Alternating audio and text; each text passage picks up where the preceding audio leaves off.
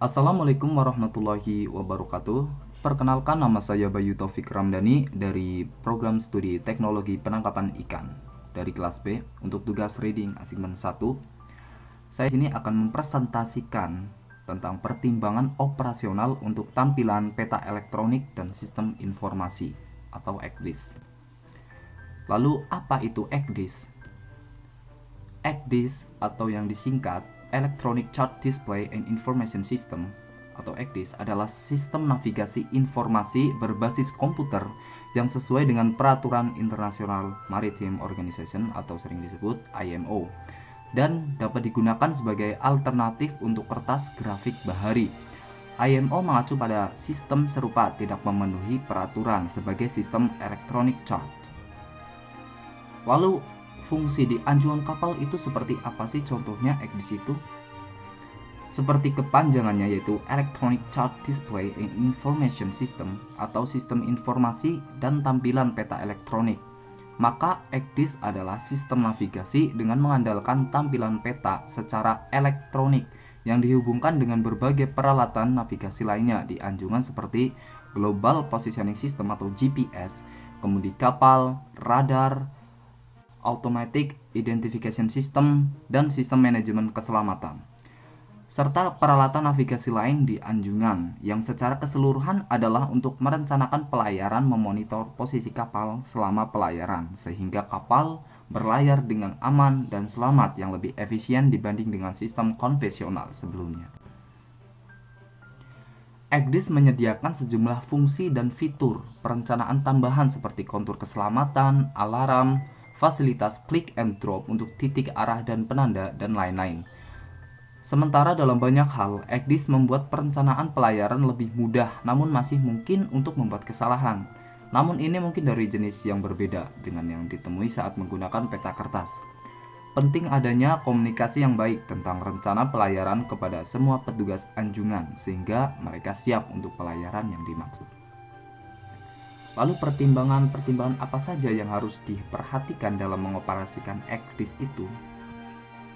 Yang pertama itu udah pertimbangan saat operasional ECDIS, itu pertimbangan saat perencanaan pelayaran.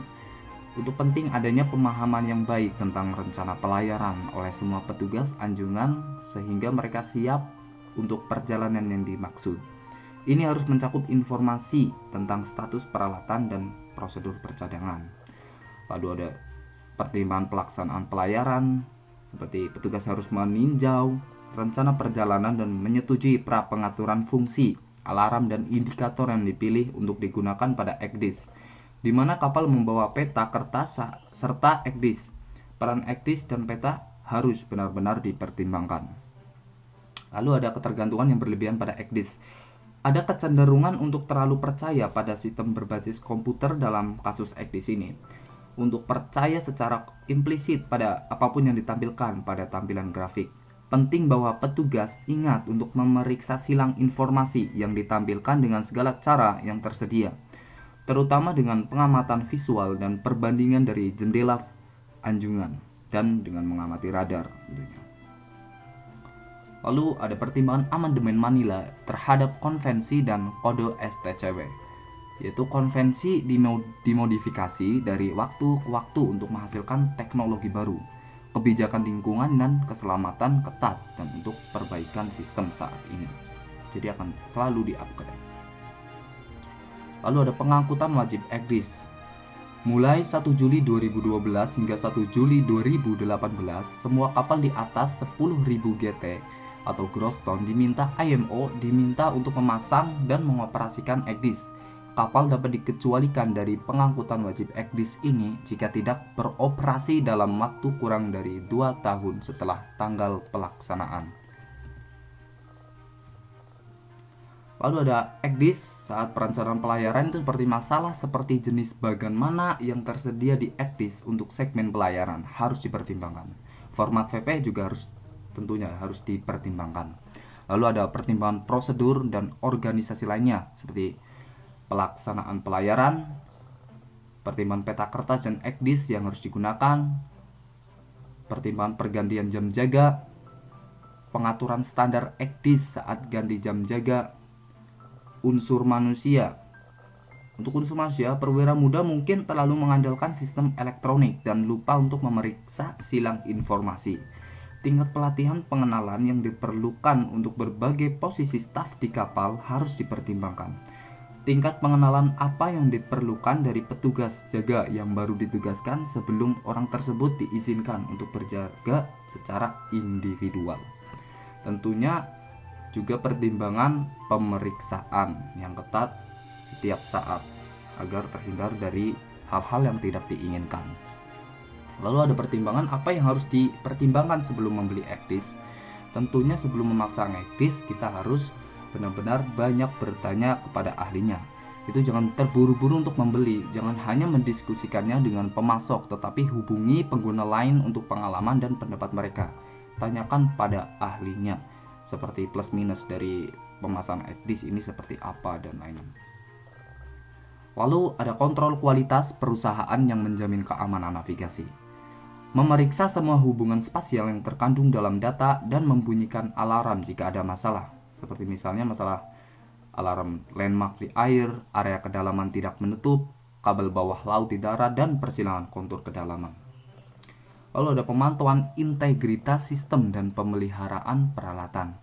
Yaitu pemantauan integritas sistem dan pemeliharaan peralatan seperti pengujian online, tes manual fungsi utama sistem, tes visual data grafik, verifikasi berfungsinya dengan baik, pemeriksaan akhir keselamatan dalam proses navigasi, dan lain sebagainya.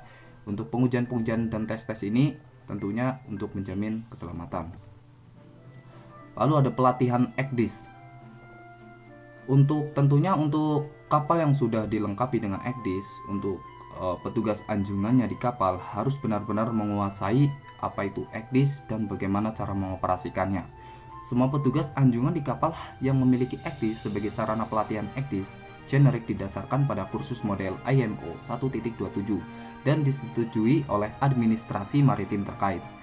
Durasi kursus yang dibutuhkan adalah 40 jam dan disampaikan oleh perguruan tinggi, pusat pelatihan atau perusahaan pelatihan mobile. Semua petugas juga harus kompeten dalam menggunakan ekdis di atas kapal sebelum mengambil alih tugas jaga navigasi. Agar seluruh petugas anjungan ahli dalam penggunaan ekdis, maka penting untuk melakukan pelatihan ekdis agar tidak ada kesalahan unsur manusianya dalam mengoperasikan ekdis itu sendiri. Dapat ditarik kesimpulannya yaitu ada kecenderungan untuk terlalu percaya pada sistem berbasis komputer dan percaya apapun yang ditampilkannya. Penting bahwa petugas untuk selalu ingat untuk selalu memeriksa silang informasi yang ditampilkan dengan semua cara lain yang tersedia, terutama dengan melihat keluar jendela dan melihat radar. Prosedur anjungan harus disesuaikan dengan tepat dan pelatihan electronic navigation chart harus dilakukan untuk mengatasi masalah ini.